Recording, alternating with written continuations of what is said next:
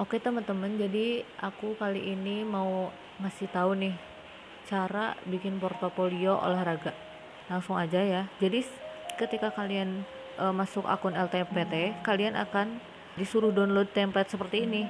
Jadi di file RAR, kemudian diekstrak, nanti muncul berapa files, kurang lebih ada 7 file ya. Yang pertama itu ada template pernyataan peserta, terus ada instruksi kerja penyusunan portofolio, ada template deskripsi capaian prestasi juga, dan dokumen kesehatan, dokumen keterampilan motorik, lalu ada isian dan bukti raihan prestasi. Nah, setelah itu kalian masukin 6 file itu ke dalam PowerPoint template portofolio yang ini. Nah, terus aku bakal nunjukin data-data ya, walaupun agak acak tapi aku bakal nunjukin data-data aku dulu ngisinya itu gimana. Nah, ini ada deskripsi capaian prestasi ya. Nah, di deskripsi capaian prestasi ini kalian harus bisa ngebuktiin nih pengalaman kalian sebelumnya buat yakinin universitas yang kalian pilih. Contohnya kalau aku ya, misalkan gini, saya Dinda Fitria, saya merupakan siswa SMA Negeri 1 Pangandaran jurusan MIPA. Olahraga adalah pelajaran yang saya sangat sukai dari pelajaran lainnya di sekolah. Saat di sekolah dasar, saya banyak mengikuti perlombaan olahraga dan bla bla bla. Terus misalkan gini, sewaktu SMP saya bisa menjadi peserta Popilda 2017 di mana saya satu-satunya yang termuda di tim basket yang bisa mengalahkan peserta lain yang mengikuti seleksi. Begitu. Jadi kayak kalian tuh harus nyeritain pengalaman-pengalaman kalian di sini gitu. Tapi harus ada buktinya juga ya, guys. Kalau misalkan kalian nggak punya prestasi atau apa gitu, kalian bisa cantumin pengalaman, misalkan pernah mengikuti organisasi olahraga ataupun pernah berkecimpung sebagai panitia olahraga ataupun kamu tertarik di olahraga sehingga kamu sangat berharap masuk ke universitas tersebut atau gitu. Nah, pokoknya seperti itulah ya.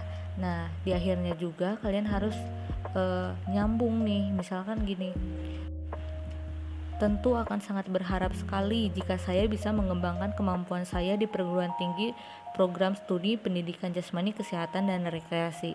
Nah, kalau itu jurusan aku ya. Nah, nanti bisa ganti jadi jurusan kalian atau PKO lah atau IKOR atau apalah. Nah, terus yang saya daftarkan sehingga dapat memberikan hal terbaik bagi alma mater. Kalau saya sih seperti itu ya. Dan di akhirnya juga aku lupa, jadi kayak ada penguatan buat ngeyakinnya gitu. Jadi misalkan gini, selain itu saya dan rekan tim saya menjuarai harapan 1 Piala Gubernur se-Jawa Barat tahun 2019 gitu. Nah, itu tentunya harus ada buktinya ya. Nanti kalian cantumin di template berikutnya piagam sertifikat kalian yang terbaik. Nah, terus di sini juga ada dokumen pemeriksaan kesehatan ya.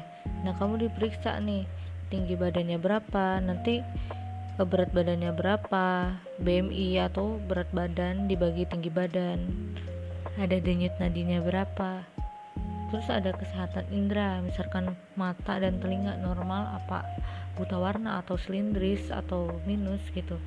Terus ada riwayat penyakit juga atau kelainan fisik seperti misalkan punya asma ataupun jantung ataupun ginjal paru-paru gitu.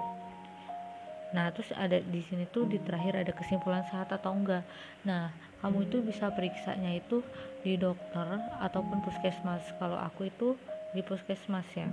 Nah, itu ada syaratnya sama nama lengkap yang meriksa dan cap institut pemeriksaannya. Jadi bisa guys, di puskesmas juga bisa. Nah, terus kalian setelah itu masukin template piagam-piagam yang udah disebutin di deskripsi capaian prestasi. Nah, itu di piagam-piagam aku kurang lebih seperti itu. Nanti satu template aja ya di PowerPoint. Terus ada dokumen hasil tes kemampuan motorik nih, seperti misalkan identitas diri, data kemampuan motorik. Nah, ini tuh harus diisi oleh tenaga guru PJOK yang bersertifikasi guru. Kalau misalkan enggak, itu enggak bisa guys buat gurunya suruh ngisiin dokumen ini. Jadi harus ada sertifikat gurunya. Nah, apa aja sih tes kemampuan motoriknya. Yang pertama itu lempar tangkap bola, agility run test, vertical jump, sama lari 1600 meter. Nah, di sini ada putra maupun putri ya. Nah, setelah itu harus ada materai 6000-nya juga 2. Nah, di sini ada keterangannya, misalkan diisi dengan nama lengkap dan nomor segur. Jadi nomor segur guru PJOK yang langsung turun di lapangan tes untuk kemampuan motoriknya. Nah, terus ada juga nih borang isian data raihan prestasi. Jadi kalian tuh cuma cantumin satu raihan prestasi tertinggi. Nah, kalau misalkan kalian gak punya prestasi ataupun apa gitu ya, gak apa-apa gak diisi juga. Tapi kalau diisi itu bisa jadi poin plus buat kalian, bisa lebih tinggi daripada peserta yang lain gitu. Kesempatan diterimanya bisa lebih tinggi karena prestasi itu poin plus ya guys. Terus di sini juga ada 2 materai 6000. Nah, terus ada tanda tangan kepala sekolah juga. Nah, setelah itu ada pernyataan keaslian pembuatan karya atau penampilan tulisan dalam dokumen portofolio. Jadi itu juga harus disertai dengan materi 6002. Gitu doang sih. Nah, kita lihat tampilan di PowerPoint itu gimana ya. Jadi template-nya itu kira-kira seperti ini ya. Nanti ada juga di gimana cara ngisinya di instruksi dokumen yang sebelumnya di-download. Jadi urutannya juga seperti ini.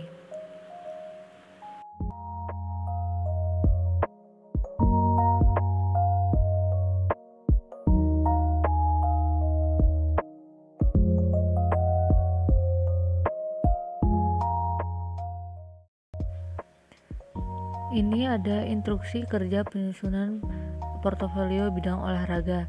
Di sini ada data kesehatan, data isian bukti prestasi, dan tata cara gimana tes keterampilan motoriknya gimana. Ini ada deskripsinya, jadi peraturan-peraturannya nanti kalian bisa baca.